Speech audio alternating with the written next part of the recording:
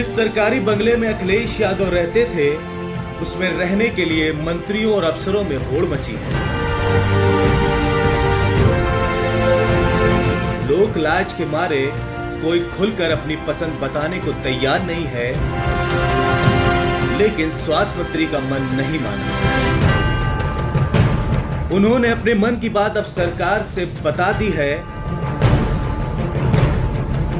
सिद्धार्थनाथ सिंह चाहते हैं कि 4 विक्रमादित्य मार्ग वाला बंगला उन्हें मिल जाए।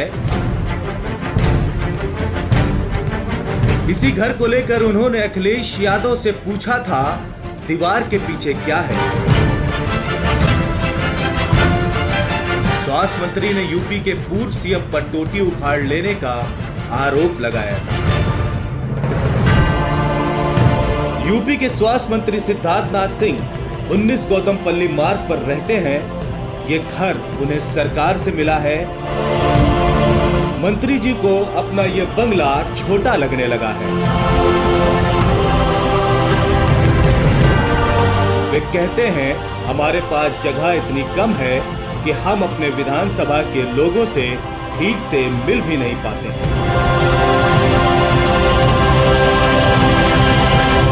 घर छोटा होने के बहाने सिद्धार्थनाथ सिंह की नजर अब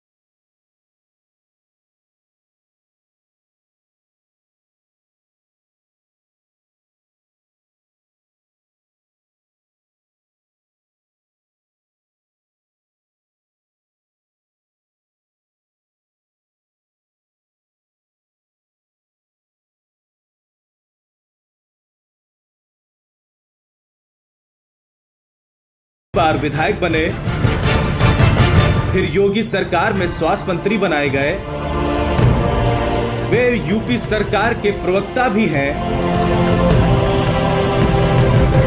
पिछले साल जब गोरखपुर के बीआरडी मेडिकल कॉलेज में बच्चों की मौत हुई थी, तब उनके एक बयान पर बड़ा हंगामा मचा था।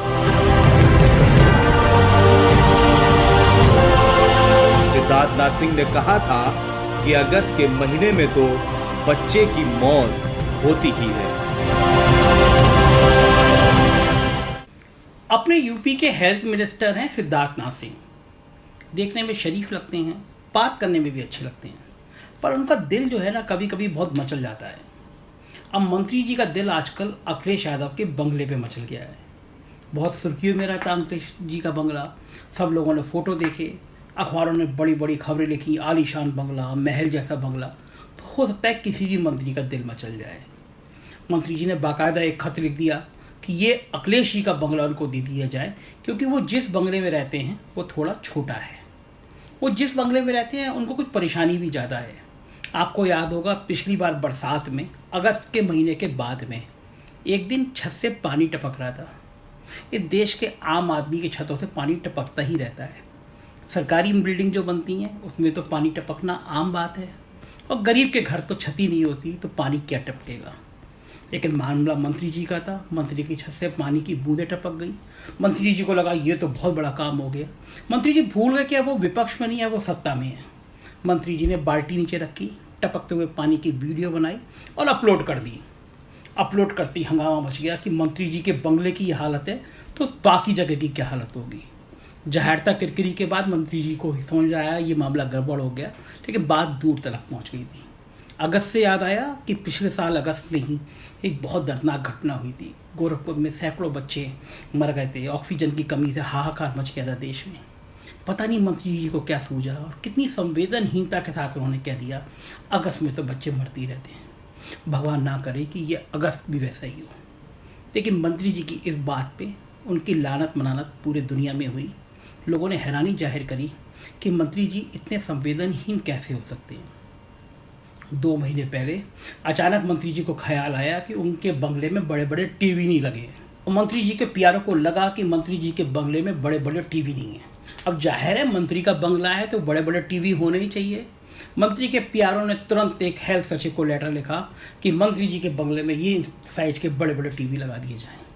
हम हैरान थे क्योंकि हमने उसी दिन खबर छापी थी कि यूपी में स्ट्रेचर नहीं मिल रहे हैं। हमने एक फ़ोटो छापी थी, एक नौजवान अपने बूढ़े बाप को कंधे पे बिठा के ले जा रहा है, प्रेग्नेंट लेडी को स्ट्रेचर छोड़िए बिस्तर नहीं मिल रहे हैं, सड़क पे वो बच्चों को जन्म दे रही है। हमने बड़े दर्दनाक तरीके से लिखा था कि आखिर हो क्या रहा है सिस्टम को। स्ट्रेचर की जगह मंत्री जी के घर में टीवी की ज़्यादा चिंता हो रही है हेल्थ मंत्रालय को। हमने 3 बजे खबर छापी, 4 PM शाम का अखबार है, मार्केट में गया और हंगामा मच गया। 2 घंटे के अंदर मंत्री जी के पीआरओ ने एक लेटर जारी किया कि ये टीवी की फरमाइश जो थी वो मैंने बिना मंत्री से पूछे जारी कर दी थी, अब इस लेटर को निरस्त समझा जाए, मतलब अब टीवी ना लगवाया जाए। हमको बड़ी हंसी आई क्योंकि टीवी लगवाने का खत 1 महीने पहले का था। हमको जिस दिन मिला और लिखवाने के बीच में 30 दिन गुजर चुके थे, लेकिन हमारी खबर छपने के 2 घंटे बाद ही मंत्री के पीआरओ को ये समझ में आ गया कि ये मामला हाथ से निकल गया। हमको लगा कि पीआरओ को तो छुट्टी होनी है। बिना मंत्री से पूछे आखिर उन्होंने चिट्ठी कैसे लिख दी। हमारे दोस्त हमें समझा रहे थे संभव नहीं है, किसी पीआरओ की इतनी हैसियत नहीं है कि वो मंत्री से बिना पूछे चिट्ठी लिख दे। हमने कहा अगर मंत्री जी का बचाव भी करना है तो पीआरओ साहब तो कल तक हटा दिए जाएंगे, लेकिन पीआरओ साहब नहीं हटे। मंत्री के पीआरओ इतनी आसानी से हटते भी नहीं हैं। कुछ दिनों बाद उनको फिर एक चिट्ठी जारी हुई कि अब मंत्री जी को ये लैपटॉप चाहिए। अब तक तो पीआरओ का ही टीवी और लैपटॉप का खेल चल रहा था, लेकिन अब मंत्री जी को अखिलेश यादव का बड़ा वाला बंगला चाहिए। पता है मंत्री जी कौन है? मंत्री जी इस देश के पूर्व प्रधानमंत्री लाल बहादुर शास्त्री के नाती हैं। हम और आप बचपन से जिस प्रधानमंत्री की सादगी के किस्से सुनते थे, जिसके पास 2 वक्त का खाना नहीं होता था, उसकी ईमानदारी की कहानियाँ सुन सुन के हम ईमानदारी का संदेश पूरी दुनिया का देते थे, आज उसके नाती को एक बड़ा बंगला, बड़े टीवी चाहिए। क्या हमारे बुजुर्गों का और ख़ास तौर से हमारे ख़ानदान के लोगों का कुछ भी संस्कार हमारे बीच में नहीं रह गया है? मंत्री जी, आप हेल्थ मिनिस्टर हैं, आप घर में बड़े टीवी लगा सकते हैं, आप एक आलीशान बंगला ले सकते हैं, लेकिन अभी भी जब प्रदेश में लोगों को दवाएं नसीब नहीं हो रही हैं, स्ट्रेचर नहीं है, डॉक्टर नहीं है, जहाँ डॉक्टर है वहाँ अस्पताल नहीं है, जहाँ अस्पताल है वहाँ डॉक्टर नहीं है, दोनों हैं तो दवाई नहीं है। इन हालत को सुधारिए। ये बंगले, ये दौलत, ये शोहरत सब चली जाती है, गरीब का दर्द बचता है और उसकी दुआएं आपको इससे भी बड़ा बंगला देगी। काश अपने बाबा का तो ख्याल करिए मंत्री जी।